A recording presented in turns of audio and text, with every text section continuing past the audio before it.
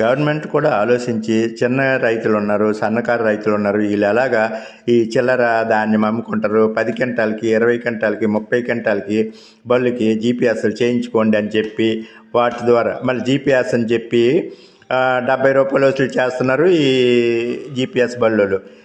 70 రూపాయలు ఒక బస్తాకి ఇస్తే మరి ఇంకెందుకండి జీపీఎస్ బళ్ళు, మామూలు బళ్ళతో తోలుకోవచ్చు కదా మిల్లులకి. ఆ జీపీఎస్ బళ్ళు ఏనైతేనట మిల్లులు తీసుకుంటాడు, లేడు తీసుకోట. అక్కడికి వెళ్ళాక వాళ్ళు ఏం చేస్తారు, మిల్లులు గుండె అయిపోతున్నాయి, పిండి అయిపోతున్నాయి, రాళ్ళు రప్పులు గిప్పులు చండాలము చెత్త చెదారం ఉందనేసి వాళ్ళు బస్తాకి 5 కేజీలు కొడుతున్నారు. ఎక్కడైనా చూడండి 5 కేజీలు కొడుతుంటే బస్తాకి ఎంత, ఎన్ని వేల కోట్లు బస్తాలు ఉంటాయి, ఎన్ని 5 కేజీలు. ఇది పెద్ద కుంభకోణం. ఇది ఎవరు తెలుసుకోలేకపోతున్నారు. ఒక బస్తాకి 5 కేజీలు కొట్టేస్తుంటే 3 కేజీలు కొట్టేస్తుంటే కనీసం 2 కేజీలను కొట్టుకుంటే మిల్లులు తీసుకోవట్లేదు. అలాంటప్పుడు ఎందుకండి ఈ సంవత్సరం కష్టపడిన రైతులు ది ఒక మహా అయితే మిల్లులో 2 నెల కష్టపడి సంవత్సరం అంతా బతుకుతారండి, అంతే కదా. ఇది ఎవరు ఆలోచన. ఒక టెక్కలు అనుకోండి, ఎన్ని మిల్లులు ఉన్నాయి, 40 మిల్లులు ఉన్నాయి. కోట బొమ్మలు అనుకోనండి, ఎన్ని మిల్లులు ఉన్నాయి, 50 మిల్లులు ఉన్నాయి. ఇన్ని మిల్లులు ఒక టెక్కల్లో కోట బొమ్మల్లో అన్నేసి మిల్లులు ఉన్నాయి. వీళ్ళంతా చేసేది ఇదే దంద. అంటే 2 కేజీలు 3 కేజీలు 5 కేజీలు కొట్టేసి రైతుల దగ్గర మోసం.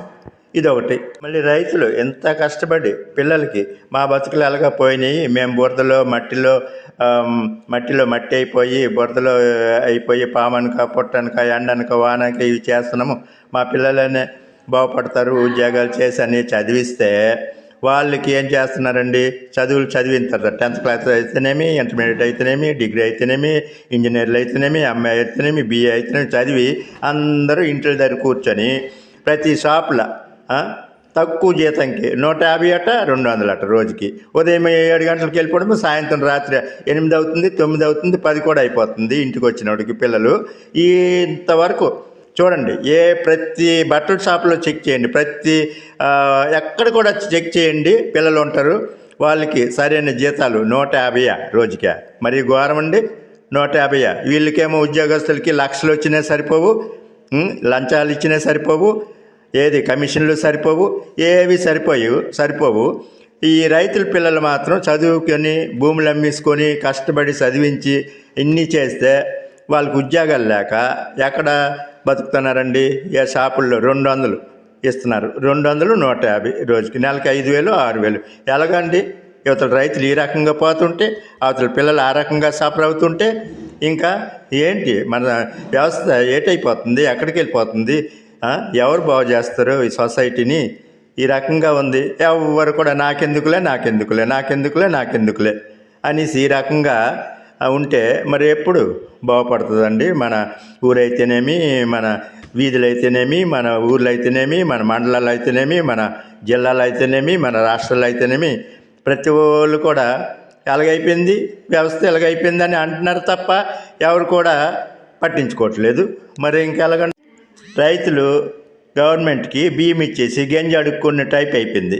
దాని ఒక సామెత ఉందిలేండి, బియ్యం ఇచ్చి గంజి అడుక్కుంటారట. ఆ రకంగా మనం కష్టపడి మన వస్తువులు మనం ధర నిర్ణయించుకోలేక, మనం అమ్ముకోలేక, ఇదంతటి కారణం ఏంటి? అధికారులు ప్రభుత్వాలు కారణం కదా. లేదంటే మనం రైతే రాజు అయి ఉండేవాడు, ఎప్పుడో రైతే రాజు అవుతాడండి. ఎందుకు అవ్వట్లేదు? ఇవి చెప్పడానికి వినడానికి మంచిగా ఉంది కానీ ఈ ఆచరణలో ఏది లేదు. అందుకే రైతులు పాడైపోతున్నారు.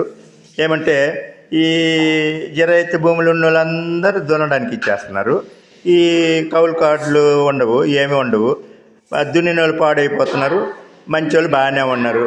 ఈ రకంగా ఉంది. ప్రతి ఒక్క రైతు పంట నమోదు పత్రము, ఈ క్రాప్ చేసుకున్న పేపర్లు బ్రోకర్లకు ఇచ్చేసి వాళ్ళ అకౌంట్లో పడుతుంటే ఆ బ్రోకర్లు వచ్చి మళ్ళీ డబ్బులు నీ అకౌంట్లో ఎంత పడ్డాయి, నాకు ఎంత ఇయ్యి అని అడుగుతుంటే వీళ్ళు తెలుసుకోలేరండి రైతులు. ఎందుకు మా అకౌంట్లో ఎంత పడుతుంది, మేము ఎందుకు మళ్ళీ తిరిగి ఇవ్వాల్సి వస్తుంది అని తెలుసుకోరా? ప్రతి ఊర్లో ఎక్కడ చూడండి ఈ బ్రోకర్లు వెళ్ళి మళ్ళీ వాళ్ళ చేత కలెక్ట్ చేయించుకుంటుంటారు. లేకపోతే ఏం చేస్తున్నారు తెలుసా? వాళ్ళు 20 బస్తాలు ఇస్తే 15 బస్తాలకు షట్ చేసి ఈ 15 బస్తాలు 14 రూపాయలు రేట్ కట్టి 15 రూపాయలు రేట్ కట్టి ఆ రకంగా అమౌంట్ డైరెక్ట్గా వేసేసి మిగతా అవి కొట్టించుకుంటూ చేస్తున్నారు. ఇది కానీ అది కానీ ఈ రెండిట్లు ఏదో ఒకటి చేస్తున్నారు.